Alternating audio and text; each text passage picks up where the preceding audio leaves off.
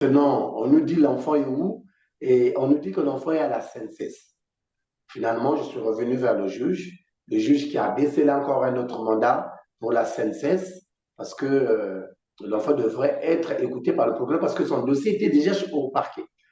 Malheureusement, quand on arrive, on rentre en contact avec le colonel qui gère la CNCS. C'est un colonel, il est à la milice. C'est un monsieur très généreux, il nous a bien reçus. Il nous a expliqué que non, l'enfant n'était pas là-bas. Il a appelé ses collaborateurs devant nous. Il a demandé à ses collaborateurs qu'on appelle le nom et lui, il va écouter. En tout cas, l'enfant n'était pas là-bas. Donc, du coup, j'ai eu peur et on a eu peur, on a commencé à chercher. On était obligé comme ça de chercher, jusqu'à ce que euh, qu'on nous informe que l'enfant a été livré à la DGSP. Et comment cela m'a été confirmé par le juge? Parce que le juge avait d'autres détenus qui étaient sous mandat de dépôt, mais au commissariat central. Quand le juge le fait venir, finalement, sur les 4 ou 5 détenus qu'il avait, il n'y avait qu'un qui était venu. Et c'est là où le juge va demander, est-ce que vous avez vu Nzo Okiemi là-bas? Il a dit non, non, non, Nzo Okiemi a été amené par les gens de la DGSP. Et même dans le lot, le juge avait 3 détenus qui étaient déjà sous mandat de dépôt, mais qui étaient partis avec les gens de la DGSP. Les démarches ont commencé de gauche à droite et j'ai écrit aussi au niveau de la DGSP et finalement, on n'avait plus les traces de l'enfant.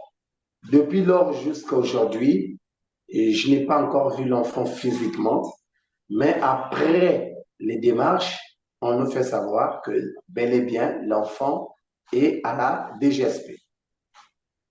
Donc, si j'ai bien compris, avant que l'enfant ne soit récupéré par la DGSP, la Direction générale de la sécurité présidentielle, sous l'autorité du général Sergio Boa, vous l'avez vu physiquement.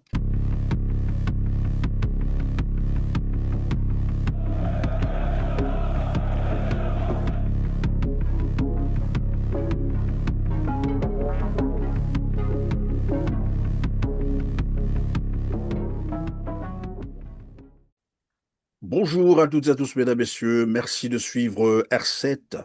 Le Congo vit dans une sorte de confusion totale. Serait-il désormais dans un régime d'exception, état d'urgence ou état de siège en tout cas?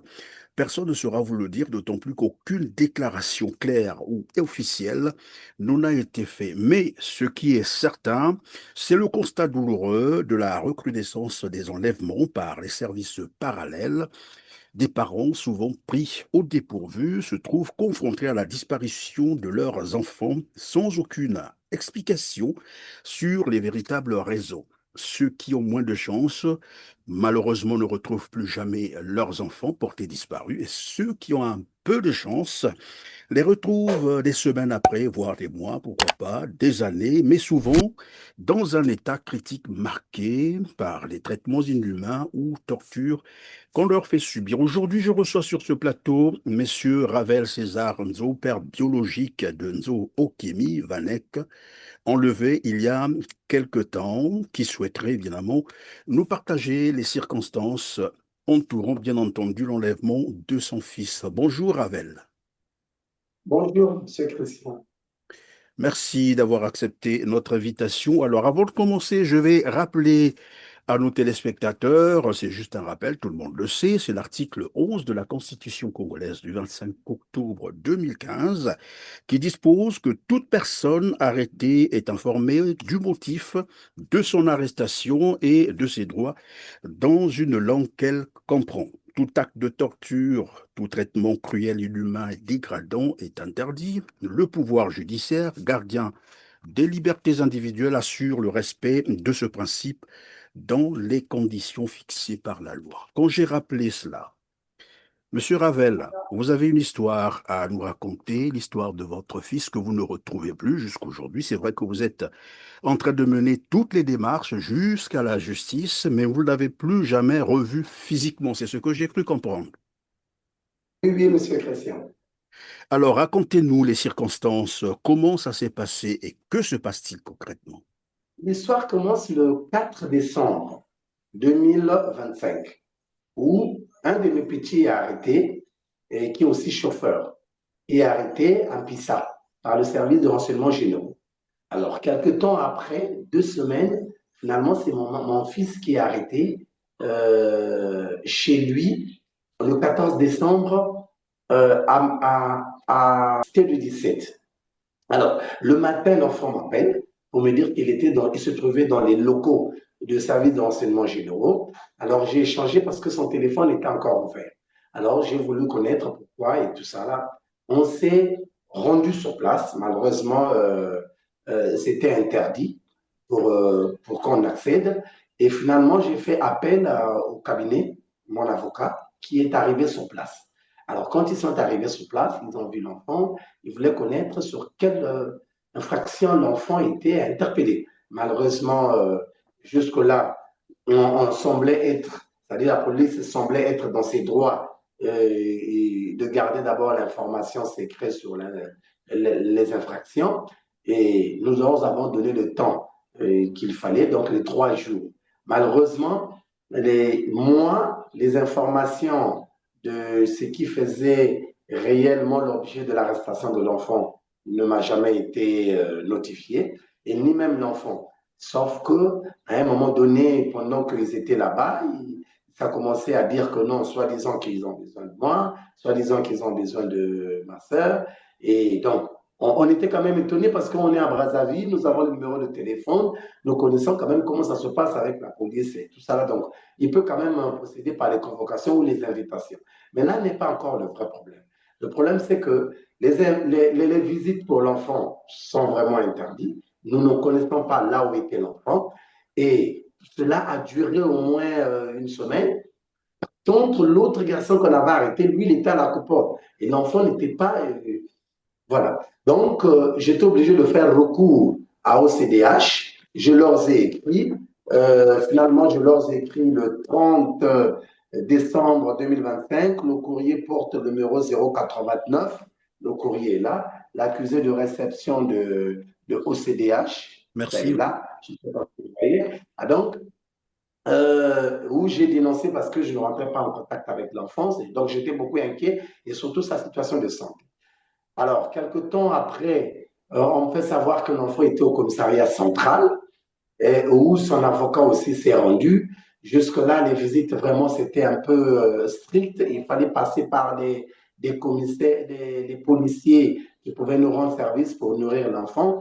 Donc, c'était vraiment, c'était pas facile pour nous. Alors, je suis rentré en contact avec l'enfant moi-même. Je suis parti. J'ai échangé avec lui après beaucoup de difficultés. J'ai échangé avec lui.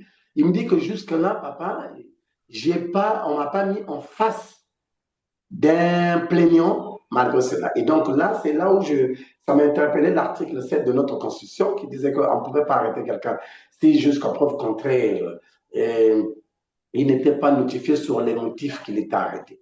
Donc jusque-là, ce n'était pas vraiment fermé. Alors, déjà le délai était passé, l'enfant était déjà, imaginez-vous que non, depuis le 14 et le 30, j'ai écrit au CDH. Après, les jours après, j'étais obligé d'écrire auprès du procureur de la République. Sur un soit transmis donc la demande de déferment. Finalement, quelques temps après, la demande a été accordée positivement, où le procureur a demandé au service de renseignements généraux de présenter ces enfants-là au parquet. Mais avant que nous y arrivions, j'étais parti voir quand même le procureur qui était rentré en contact avec le service et finalement le service qui avait reconnu effectivement que l'enfant était là-bas. Bref, donc le soit transmis devrait être exécuté parce que le soit transmis est arrivé un vendredi chez eux. Et finalement, on attendait les enfants le lundi ou le mardi. Et malheureusement, c'est jusqu'à vendredi que l'enfant devrait être présenté au parquet. Alors, dans ce dossier, Pardon, monsieur Ravel, parce que jusque-là, je semble peut-être confondre. Lorsque vous dites l'enfant, les enfants, finalement, c'est deux enfants ou plusieurs enfants ou un enfant oui, qu'on... oui. En fait, pour moi, il n'y en a qu'un. Mais l'autre, c'est le chauffeur. Ah oui, d'accord, ok. L'autre, c'est celui qu'on avait arrêté avant. C'est le chauffeur. Oui. Donc, ce chauffeur, ils sont amis aussi avec mon fils. Et c'est mon petit aussi. Donc, Oui. finalement, c'est OCDH qui m'informe le vendredi 12 janvier. C'est OCDH qui m'informe par message WhatsApp. On me dit que non, ils sont rentrés en contact avec le service de renseignement généraux qui leur a confirmé qu'effectivement, les enfants étaient déjà présentés devant le procureur de la République. Alors, finalement, je me suis déporté au parquet. Quand j'arrive, quelques temps après, parce qu'il fallait laisser quand même le procureur faire son travail, le procureur envoie le dossier devant un juge d'instruction et arrivé là-bas, le juge se rend compte qu'il a reçu les procès-verbaux des deux personnes, le dossier de deux personnes, mais devant lui, physiquement, il n'y a qu'une seule personne. Et c'est là où on m'appelle pour me le dire, on est vers les 15 heures, on me dit que non, mais finalement, Nzo Kimi n'est pas arrivé. Alors, on fait comment? On est parti au commissariat central. Quand on arrive, on est vendredi, on trouve l'enfant là-bas. Et quand on en trouve l'enfant, on nous fait savoir par les policiers qui étaient là-bas. En tout cas, dès que le parquet appelle, on appelle l'enfant. Et il y avait déjà le mandat. Là, je vais préciser, c'est-à-dire le mandat est arrivé le lundi et le mandat devrait être exécuté le mardi matin. Et donc, malheureusement, le mardi matin, quand on arrive, l'enfant n'est plus dans les geôles. Alors, on s'est paniqué, sérieusement. Maintenant, on nous dit l'enfant est où? Et on nous dit que l'enfant est à la CNCS. Finalement, je suis revenu vers le juge qui a baissé là encore un autre mandat pour la CNCS, parce que l'enfant devrait être écouté par le procureur, parce que son dossier était déjà au parquet. Malheureusement, quand on arrive, on rentre en contact avec le colonel qui gère la CNCS. C'est un colonel, il est à la milice, c'est un monsieur très généreux, il nous a bien reçus. Il nous a expliqué que non, l'enfant n'était pas là-bas.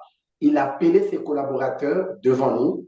Il a demandé à ses collaborateurs qu'on appelle le nom et lui, il va écouter. En tout cas, l'enfant n'était pas là-bas. Donc, du coup, j'ai eu peur et on a eu peur. On a commencé à chercher. On était obligé comme ça de chercher, jusqu'à ce qu'on nous informe que l'enfant a été livré à la DGSP. Et comment cela m'a été confirmé? Par le juge. Parce que le juge avait d'autres détenus qui étaient sous mandat de dépôt, mais au commissariat central. Quand le juge le fait venir, finalement, sur les 4 ou 5 détenus qu'il avait, il n'y avait qu'un qui était venu. Et c'est là où le juge va demander, est-ce que vous avez vu Nzo Okiemi là-bas? Il a dit non, non, non, Nzo Okiemi a été amené par les gens de la DGSP. Et même dans le lot, le juge avait 3 détenus qui étaient déjà sous mandat de dépôt, mais qui étaient partis avec les gens de la DGSP. Les démarches ont commencé de gauche à droite et j'ai écrit aussi au niveau de la DGSP et finalement, on n'avait plus les traces de l'enfant. Depuis lors jusqu'à aujourd'hui, et je n'ai pas encore vu l'enfant physiquement, mais après les démarches, on nous fait savoir que bel et bien l'enfant est à la DGSP. Donc, si j'ai bien compris, avant que l'enfant ne soit récupéré par la DGSP, la Direction générale de la sécurité présidentielle, sous l'autorité du général Sergio Boa, vous l'avez vu physiquement. Oui, oui. Le vendredi 9 janvier, je l'ai vu au commissariat central. Et vous disiez qu'il y a déjà une instruction au niveau du parquet. Oui. Et malgré cela, on vient récupérer l'enfant. Avant qu'on ne Oui, oui. récupère l'enfant par la DGSP, vous avez-on dit ou expliqué le pourquoi est-ce qu'ils avaient enlevé l'enfant? Bon, jusque-là, la DGSP n'avait pas. C'est pas la DGSP qui arrête mon enfant, non. Non, ceux qui ont Parce arrêté que l'enfant, ceux qui ont enlevé l'enfant, est-ce qu'ils vous ont expliqué le pourquoi? totalement, je dis non, sauf que ce sont les diffamations. Et on commençait à dire que non, il est acteur sur Boum à l'étranger, alors que c'est un footballeur. Ils ont dit que nous avons retrouvé les traces dans son téléphone, les traces qu'on n'a jamais montrées à moi. Et d'abord, ce qui était bizarre, c'est que quand on est parti l'arrêter, on a tout emporté. chez lui. Les habits, frigo, tout ce qui était là, les téléphones, tout a été déjà confisqué. Est-ce que des convocations lui avaient été adressées au préalable avant Non, qu'il non, ne il soit... n'a jamais reçu les convocations. Il n'a jamais reçu les convocations. Même celui qu'on avait arrêté en premier n'a jamais reçu les convocations. Et on l'a pris, vous vous souvenez, l'heure, probablement, il était quelle Oui, heure? c'était la nuit parce que il n'est pas ensemble avec moi, sauf qu'à un moment donné, il était chez moi. On l'a pris la nuit, mais moi, on m'appelait que le matin.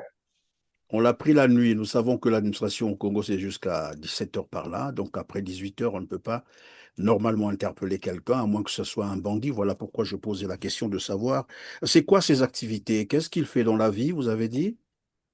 C'est un footballeur, Un c'est un footballeur. joueur qui est inscrit au centre de Gotia. Et on est même en relation avec deux clubs en Turquie et qu'il avait sollicité. Et j'ai ses licences, j'ai tout, lui en tant que joueur. Ses photos, tous ses documents existent, c'est un joueur. Tout le monde le connaît, c'est un joueur. Donc, à la date aujourd'hui, nous sommes le 21 février 2026. L'enfant a été enlevé depuis décembre, vous avez dit, c'est ça? Ça fait Oui, presque 3 mois, c'est cela. Et oui. depuis que la DGSP l'a récupéré, vous ne l'avez plus jamais revu physiquement. Non, non, non. Est-ce que vous êtes entré en contact avec la DGSP? Oui, je suis rentré en contact avec la DGSP et la DGSP m'a expliqué ceci. Que c'était pas de leur faute. En fait, quand ils sont arrivés dans les geôles, ce sont les policiers qui ont, après que eux, ils ont fouillé les geôles. Donc, ça, c'était les gens que la police avait livrés.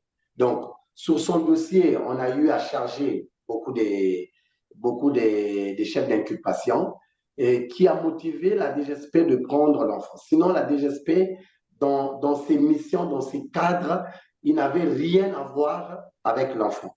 Donc, c'est un peu ça, c'est ce que j'ai reçu des autorités de la DGSP.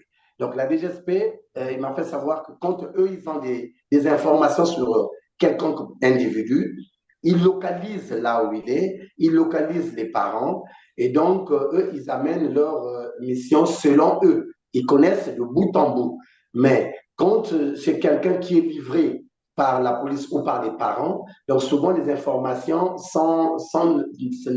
ne sont pas les mêmes. Donc pour l'enfant, c'était ça que la DGSP n'avait pas suffisamment des informations et la DGSP n'avait pas des informations sur que l'enfant c'est un Koulouna. Ça, ils ne les avaient pas. Ça, ils me l'ont affirmé.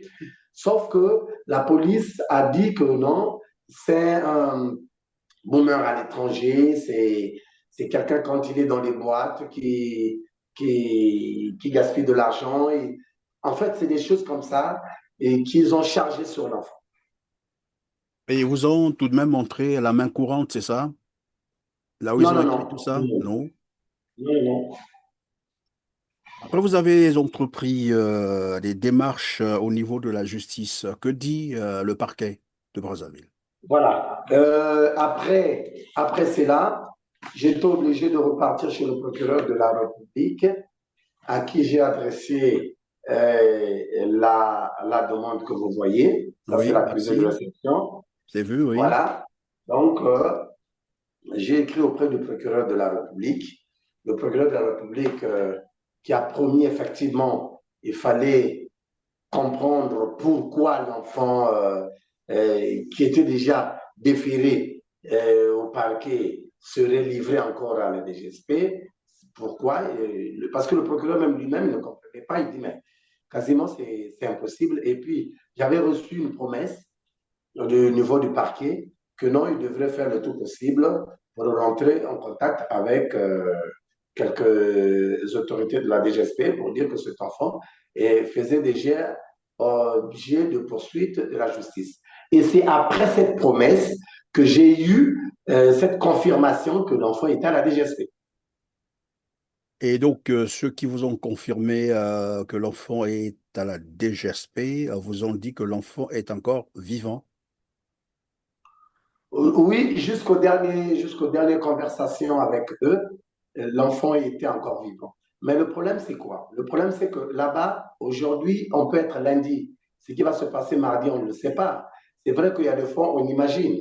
Imaginez-vous que depuis le 9 novembre, 9 janvier, que physiquement que j'ai vu l'enfant, jusqu'à aujourd'hui, je ne connais pas comment il est et puis je connais aussi son état de santé, souvent fragile. Euh, donc, je ne connais pas, je ne peux pas affirmer que là où, à l'instant où je parle, s'il est vivant ou pas. Mais mon instinct me le dit que il est vivant parce que je change. À un moment donné, j'ai reçu une promesse en me disant que non, ceux qui sont des innocents, ils sont en train de leur restituer dans les familles. Sauf que je suis en train d'attendre, malheureusement, euh, ça n'arrive pas. Alors donc, vous étiez encore, je crois, à la justice. Jusque-là, vous n'avez aucune, voilà, aucun Oui, indice. oui, je ne cesse pas, oui, oui, je ne cesse pas d'aller à la justice. Je ne cesse pas aussi d'aller à l'autre là, à OCDH. Je ne cesse pas parce que pour moi, il fallait que j'ai un retour. Euh, Jusque-là, je suis encore dans les démarches. Je suis là, je suis dans les démarches. Au début, vous avez semblé nous dire que finalement, c'est vous qu'on chercherait et on a pris les enfants. C'est lié à quoi concrètement? C'est quoi concrètement? Bon, moi, je suis connu, même dans les TikTok, je suis dans les TikTok, dans les Facebook. J'ai été candidat aux élections législatives en 2012 et récemment aussi, j'étais à Filou.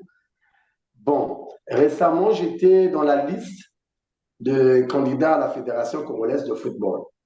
Malheureusement, après, ma candidature a été écartée pour défaut de certificat médical. Donc moi, quand mon numéro de téléphone est connu, quand quelqu'un veut vraiment réellement m'inviter ou me convoquer, je suis très facile, il suffit que le tafé, Zo César, Zo Ravel, je suis là. Donc, ça, c'est une situation que je ne maîtrise même pas, que je ne peux pas répondre parce que je ne me reproche absolument de rien. J'ai rien fait. Et donc, je ne peux pas répondre aux diffamations de la police. Mais il y en a eu beaucoup de diffamations à ma personne, qui a été dit même devant le collaborateur de mon avocat lors de la visite dans leurs locaux, mais que je garde encore secret parce que j'avais déposé déjà une requête dans un cabinet d'instruction pour qu'on soit écouté réellement pourquoi et pourquoi. Oui, mais dès lors que vous vous présentez déjà devant la justice, vous avez déjà rencontré le procureur, les juges, vous êtes arrivé au commissariat, quand vous l'avez expliqué, si c'est vous qu'on voulait, on vous aurait pris. Pourquoi est-ce qu'on continue à garder l'enfant? L'enfant, Bien quel sûr, âge? bien sûr, l'enfant est né le 10 mars 2002. Donc aujourd'hui, on parle de 24 ans. Mais c'est vous qu'ils auraient pris. Pourquoi est-ce qu'ils vous laissent en liberté pour continuer à garder l'enfant qui, en réalité, n'a rien à voir avec tout ça? Non, dans le fond, dans le vrai, la police s'est rendue compte que les informations qu'ils avaient reçues peut-être à ma personne, c'était pas net. Ça, c'est pour être franc. Parce que je connais quand même les personnes qui sont en train de diriger les services de renseignement généraux.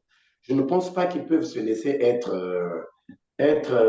emballés par les désirs un peu. Mais par contre, leurs collaborateurs, leurs subalternes, ils ont eu à gérer des informations que même moi, je ne peux pas prouver parce que on m'a jamais notifié, donc je ne peux pas prouver ça.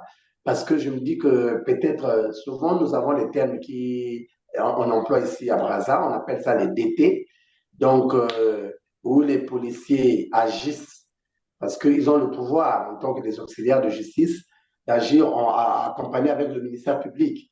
Donc, ils peuvent agir et puis ça. Mais au moins, en tout cas, à ma connaissance, je n'ai pas un problème avec la police. Donc, si la police avait besoin de moi, ils connaissent chez moi, ils connaissent mon numéro de téléphone, ils devraient m'appeler. Donc, ça, c'était juste le prétexte. Le grand problème, Moi, jusque-là, je ne connais pas, je ne comprends pas pour quelle raison réellement on a arrêté cet enfant. Réellement. Merci Ravel d'avoir été avec nous. Nous sommes donc à la fin de cet entretien. Je rappelle encore un autre article de la Constitution congolaise. C'est toujours bien de rappeler la loi parce que évidemment, comme qui dirait, nul n'est censé ignorer la loi parce que après il y aura des responsabilités à établir. L'histoire rétablira les responsabilités. C'est l'article 9 de la Constitution congolaise du 25 octobre 2015 qui stipule que la liberté de la personne humaine est inviolable. Nul ne peut être arbitrairement accusé, arrêté ou détenu.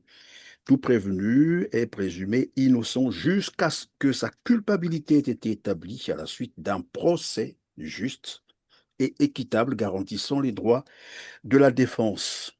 Les droits de la victime sont également garantis. Quand j'ai dit ça, c'est la fin de cette émission. Je vous laisse donc la minute qui suit, dans l'espoir, évidemment, par votre appel, l'enfant pourrait être libéré s'il est encore vivant, bien sûr. Souhaitons-le.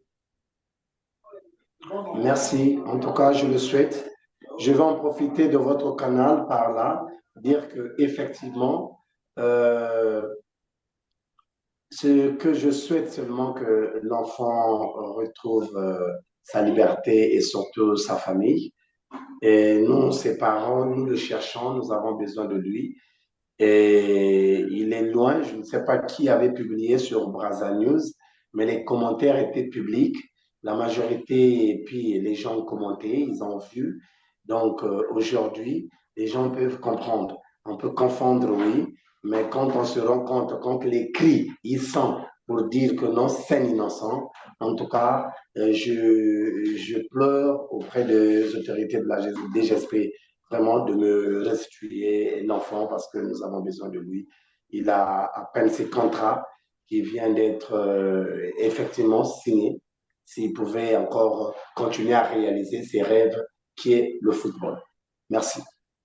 Merci Ravel César Nzo. Je rappelle que vous êtes donc le père du jeune qui a été enlevé, Nzo Kemi Vanek, qui est encore entre les mains, bien sûr, de la DGSP. Et j'espère qu'après cette émission, souhaitons-le, et la prière serait qu'il retrouve finalement sa liberté pour ce qu'il ne se reproche de rien.